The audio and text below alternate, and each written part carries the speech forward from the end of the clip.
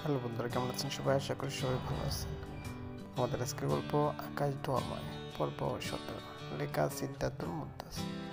আবিদ পাঞ্জাবির ওড়না গলায় জড়িয়ে করিডোর পার হয়ে ড্রয়িং রুমের দিকে যাচ্ছিল। তোয়ায়ের পিছনে আস্তে আস্তে বলল, শোন। আবিদ ঘুরে তাকাল। পাঞ্জাবির হাতা গোটাতে গোটাতে বলল, বলুন। তোয়া দেখলো আবিরের মুখে বিন্দু বিন্দু জল, হাতের লোমগুলো লেপ্টে আছে, মাথায় সাদা টুপি। তোহা মৃদু এসে জিজ্ঞেস করলো, নামাজ পড়বেন? হ্যাঁ, সময় হয়ে গেছে, আপনি পড়বেন না? তো মাথার চুল কানে ঘুষল, মাথা নুয়ে বলল, পড়ব। কিছু বলবেন?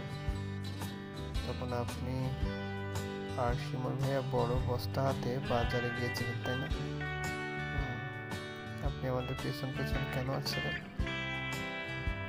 তো থতমত খেয়ে গেল। আমতা আমতা করে বলল, আমি আমি ভেবেছিলাম কিছু না, বাদ দিন। আচ্ছা, আপনি কিভাবে বুঝলেন আমি আপনাদের পিছু নিয়েছি?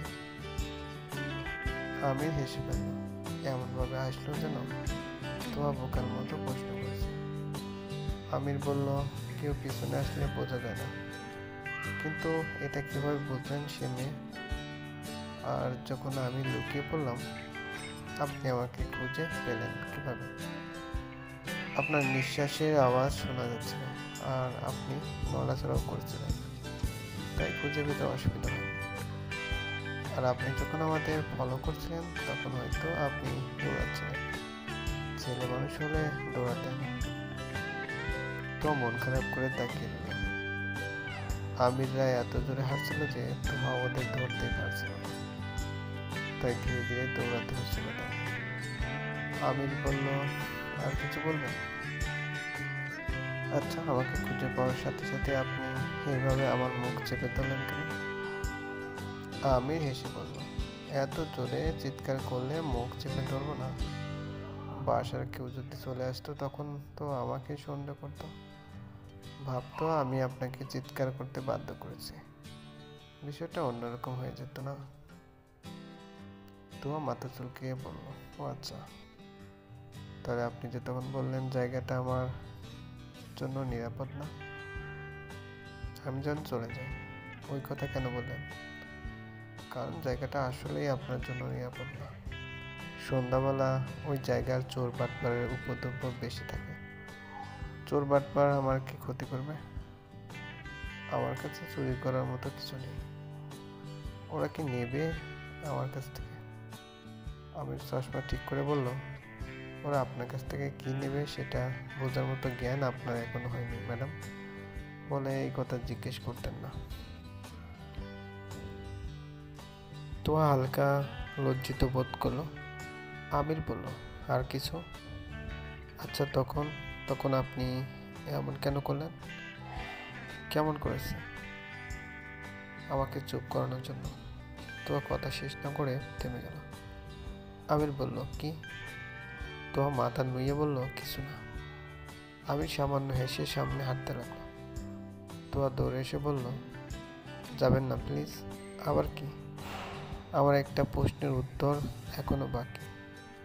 কি প্রশ্ন? আপনি কি শাহবীর আমির হোসেন খান? আমির বিরক্তিকর ভঙ্গিতে বলল, আমি শুধু আমির হোসেন। মিথ্যে কথা, আমি জানি আপনি মিথ্যে বলছেন। দেখছেন তো, উঁচু করে এসেছি, নামাজের উদ্দেশ্যে যাচ্ছে। এই অবস্থায় কেউ মিথ্যে বলতে পারে? তোয়া এই কথার পিঠে আর কিছু বলতে পারল না, কণ্ঠে নিচু করে বলল, আচ্ছা, আপনি শাহবীর খানকে চেনেন?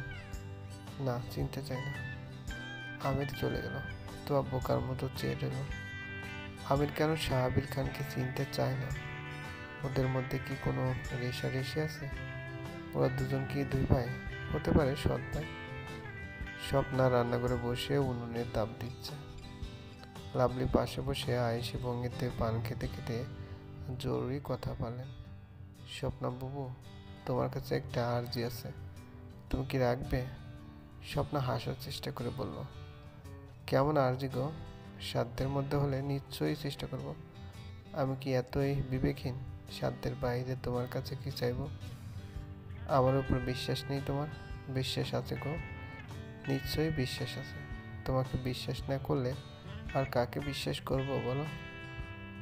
আমার চরম দুর্গতির দিনগুলোতে তো তুমি ছিলে আমার একমাত্র ভরসাযোগ্য। এই গ্রামের আর কোনো মানুষ দাঁড়িয়েছিল আমার পাশে? কেউ সাপোর্ট দিয়েছিল আমাকে? তুমি দিয়েছিলে লাবু। তোমাকে অনেক ভালোবাসি। তুমি আমার মায়ের পেটের বোনের চেয়েও বেশি। লাভলি সন্তুষ্টজনক হাসি দিয়ে বলল, ওইসব পুরোনো দিনের কথা বাদ দাও স্বপ্নবাবু। যেসব কথা মনে করলে কষ্ট হয়, চোখ ভিজে আসে, সেসব কথা কেন মনে করো? বলে যাও না। স্বপ্নার শাড়ির আঁচল দিয়ে চোখের কোণ মুছলেন, তারপর স্মিত হেসে বললেন, ভুলে গেলাম। লাভলিও হেসে স্বপ্নের কাঁধে হাত রাখলেন, তারপর বললেন, আমার স্বপ্নবাবু, আমিও তোমায় খুব ভালোবাসি গো। এত বছর ধরে তোমাকে দেখতে আসতে পারিনি, তোমাদের তেমন খোঁজ খবরও নেওয়া হয়নি, সেজন্য তুমি রেগে গেছো। আরে না, তোমার উপর রাগ করা যায়? তুমিও তো বাধ্য ছিলে এই গ্রাম থেকে আপদস্থ করে বের হওয়া হয়েছিল তোমাদের। তবুও যে 17 বছর পর হলেও এসেছো, এই তো অনেক। এসব কথা তোমার সামনে কখনো বলো না। আমি চাই না আমার ছেলে মেয়ে এসব জানো। বিশেষ করে তোমাকে আমি কিছু জানতে দিতে চাই না।